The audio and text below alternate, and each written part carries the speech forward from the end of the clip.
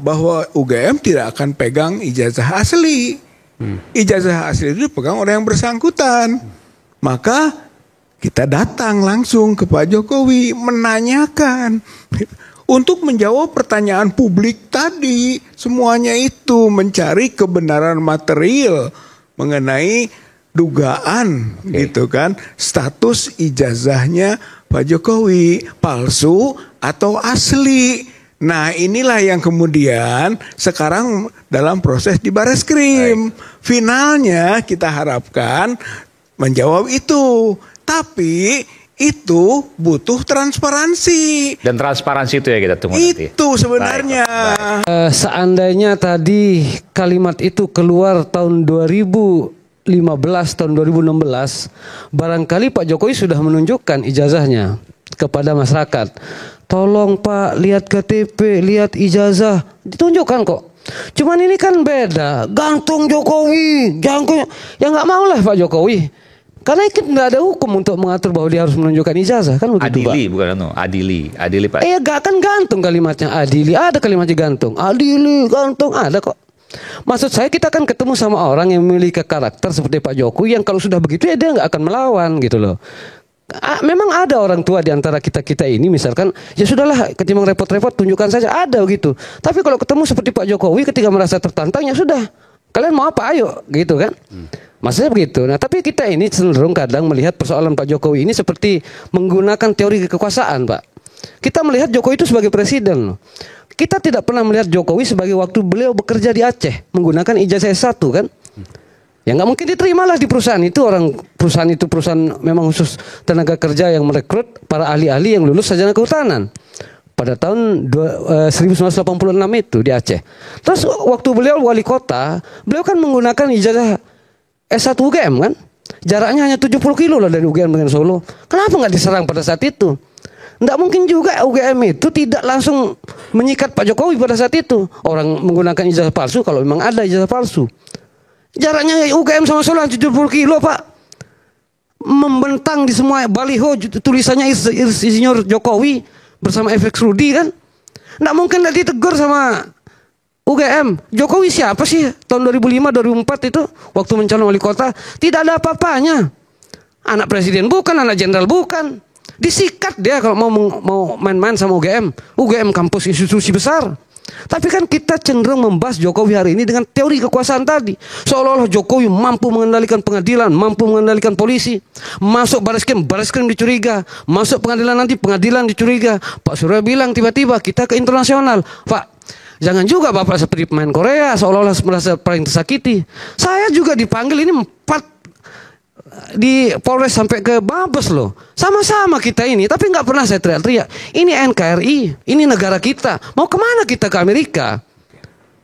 Pakai harus dibantu-bantu oleh lembaga internasional, nggak bisa lah begitu Mas. Ayolah, saya pun mempertanggungjawabkan perbuatan saya. Saya tidak setuju dengan kalimat bahwa si dikambing hitam kan, kalau saya akan dikorbankan oleh Pak Suryo. Dan Anda tidak menarik apapun apa yang Anda sampaikan di X, di media sosial? Nggak pernah saya hapus, saya pertanggungjawabkan lahir batin.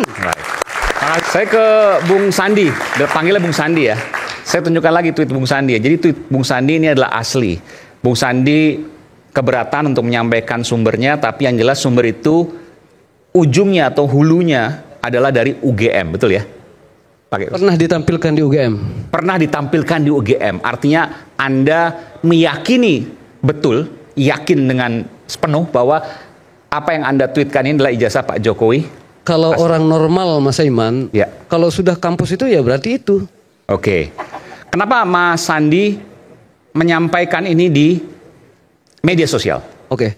Saya menulis itu sebenarnya ada dasarnya itu, ada utas panjang. Ya. Sekitar 8 paragraf lah kalau kita tulis tweet-tweet itu, sekitar 8 paragraf menceritakan tentang bagaimana sebenarnya ijazah ini didapatkan. Jadi substansi saya sebenarnya bukan ijazah. Karena serangan terhadap Pak Jokowi ini kan pindah-pindah. Tidak pernah SMP, tidak pernah SMA. Anda pembela Pak Jokowi kurang lebih gitu ya? Oh ya tentu. Tidak pernah SMA, tidak pernah bahkan Pak Ibu Dr. Tipa pernah mengatakan di tweetnya tidak pernah menginjakkan kaki di UGM. Pernah men-tweet begitu. Setelah tidak pernah kuliah, tidak pernah KKN. Tapi kan semua serangan itu kan dipatahkan satu persatu. Ya kan? Ujung-ujungnya ketika kita bisa membantah, maka mereka hanya mengatakan bahwa itu hoax dan tidak ada persoalan sama sekali. Karena kita juga malas berurusan dengan hukum. Misal seperti kemarin ijazah ini, kan saya dituduh mencuri itu dari lemarinya Pak Jokowi. Karena ada yang mengatakan bahwa, ya kan itu tuduhannya. Karena ada yang mengatakan bahwa ijazah ini tidak ada di UGM. Lalu dikatakan hilang kan? Hoax lagi tuh. Capek lagi kita jelaskan begini-gini. Lalu kemudian banyak sekali rentetan hoax-hoax itu yang seolah-olah tidak ada artinya sama sekali. Intinya Anda mengatakan bahwa Anda mendapatkan ini dari UGM, walaupun bukan dari sumber asli, bukan dari sumber langsung UGM. Bukan dari sumber langsung UGM, bukan dari Pak Jokowi juga. Tetapi kenapa saya meyakini itu asli? Karena pernah diposting oleh UGM. Pernah diposting oleh UGM. Pernah ditampilkan gitu. Akun resmi UGM. Bukan ditampilkan oleh UGM pada satu acara.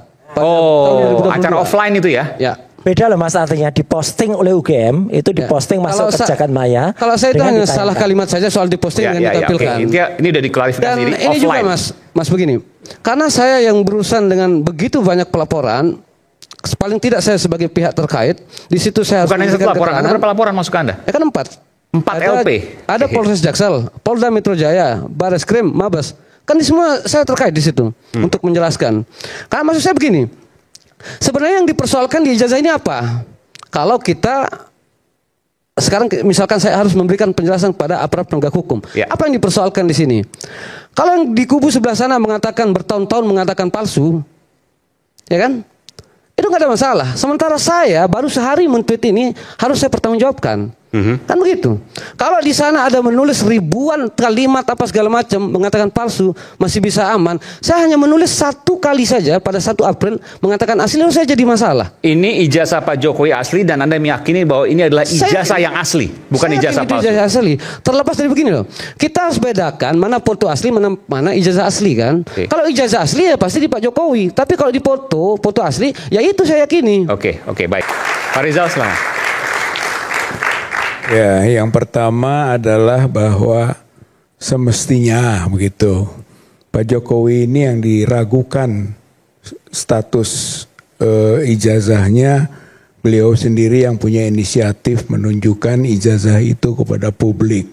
Itu yang disebut dengan penyelesaian sederhana gitu. Sehingga clear. Tidak perlu ada kegaduhan ini. Tidak perlu ada berbagai wacana ataupun meskipun tidak ada kewajiban juga Pak Jokowi untuk menunjukkan itu. Tidak ada kewajiban, tapi ini adalah kesadaran untuk menyelesaikan kenegarawanannya itu kan bahwa apa yang dimasalahkan publik selesai. Satu. Tapi karena tidak begitu, maka terjadilah keraguan publik. Nah, keraguan publik inilah yang kemudian sampai masuk juga ke proses hukum, seperti misalnya TPUA melakukan gugatan perdata itu.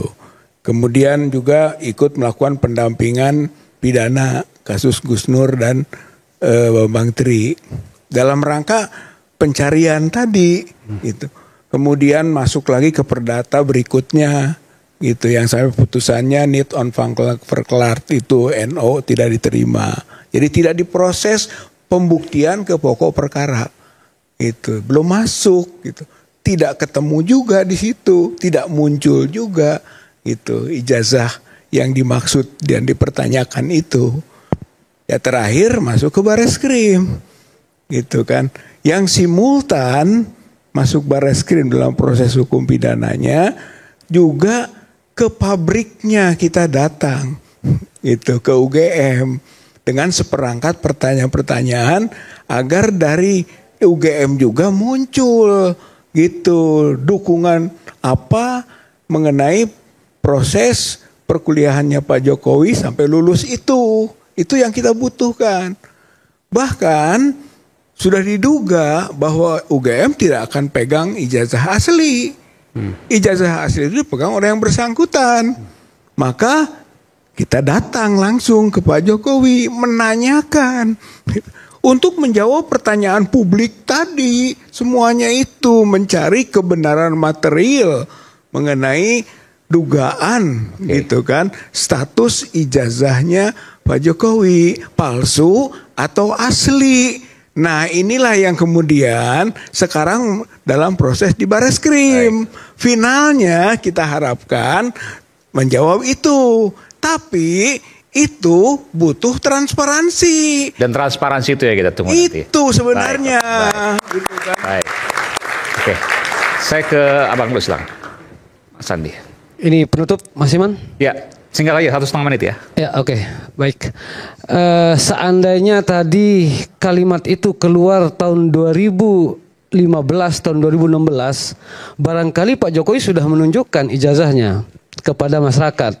Tolong Pak, lihat KTP, lihat ijazah, ditunjukkan kok. Cuman ini kan beda, gantung Jokowi, jangan, ya nggak mau lah Pak Jokowi.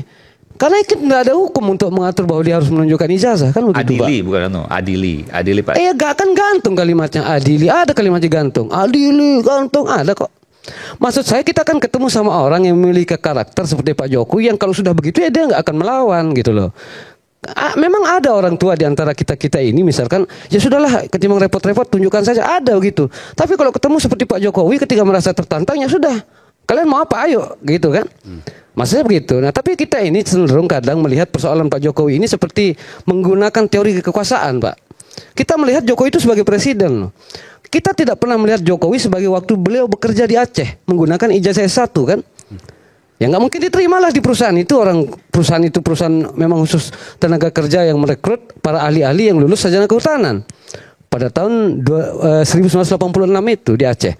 Terus waktu beliau wali kota, beliau kan menggunakan ijazah S1 UGM kan, jaraknya hanya 70 kilo lah dari UGM dengan Solo. Kenapa nggak diserang pada saat itu? Nggak mungkin juga UGM itu tidak langsung menyikat Pak Jokowi pada saat itu. Orang menggunakan ijazah palsu kalau memang ada ijazah palsu. Jaraknya UGM sama Solo 70 kilo Pak. Membentang di semua baliho tulisannya Insinyur Jokowi bersama FX Rudi kan. Nggak mungkin nggak ditegur sama UGM. Jokowi siapa sih tahun 2005-2004 itu waktu mencalon wali kota? Tidak ada apa-apanya. Anak presiden bukan, anak jenderal bukan. Disikat dia kalau mau main-main sama UGM. UGM kampus institusi besar. Tapi kan kita cenderung membahas Jokowi hari ini dengan teori kekuasaan tadi. Seolah-olah Jokowi mampu mengendalikan pengadilan, mampu mengendalikan polisi. Masuk Bareskrim dicuriga. Masuk pengadilan nanti, pengadilan dicuriga. Pak Surya bilang tiba-tiba kita ke internasional. Pak, jangan juga Bapak seperti pemain Korea, seolah-olah merasa paling tersakiti.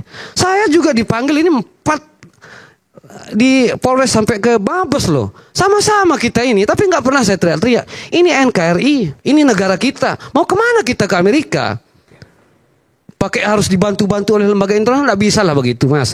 Ayolah, saya pun mempertanggungjawabkan perbuatan saya. Saya tidak setuju dengan kalimat bahwa si dikambing hitam kan, kalau saya akan dikorbankan oleh Pak Suryo. Dan Anda tidak menarik apapun apa yang Anda sampaikan di X, di media sosial? Nggak pernah saya hapus, saya pertanggungjawabkan lahir batin.